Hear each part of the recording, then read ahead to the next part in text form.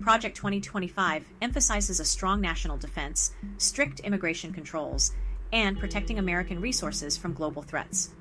Reinforcing U.S. sovereignty involves asserting national authority and limiting external influence. Tightening immigration controls focuses on securing borders and preventing illegal immigration. Safeguarding American resources protects the nation's resources from global competition. So, what does defending these three things look like for Project 2025?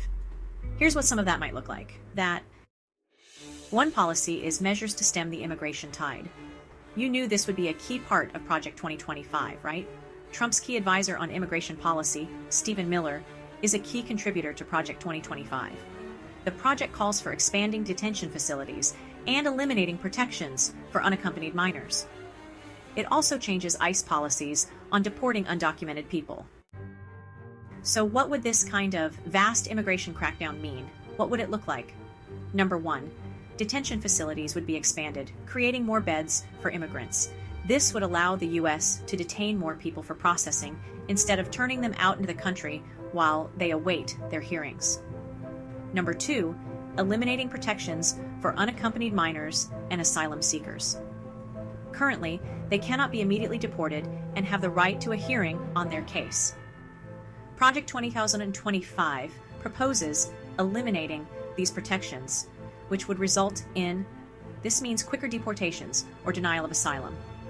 Number three, changing policies governing where ICE can enforce immigration law. ICE currently is restricted from enforcing immigration laws in sensitive places like schools, hospitals, and churches. Project 2025 proposes doing away with those limitations, and the new Republican president could easily do this through an executive directive. Number four, elimination of T and U visas. These are humanitarian visas designed for victims of human trafficking and victims of certain crimes who assist law enforcement. These visas protect victims and aid in prosecuting traffickers. Project 2025 advocates for their removal. Eliminating these visas could increase vulnerability for victims, leading to deportation or further exploitation. Another policy is stopping funding the United Nations Population Fund.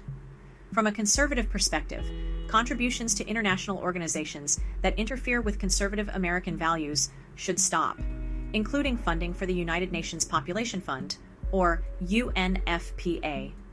The UNFPA has an annual budget of about $650 million, with the U.S. providing about 5%, approximately $30 million. Many conservatives argue for defunding the UNFPA due to its perceived support for abortions and concerns about globalism. However, the UNFPA provides essential services like maternal health care, family planning, and support for safe childbirth, especially in regions with poor access to health care. For more Christian news, subscribe to our newsletter.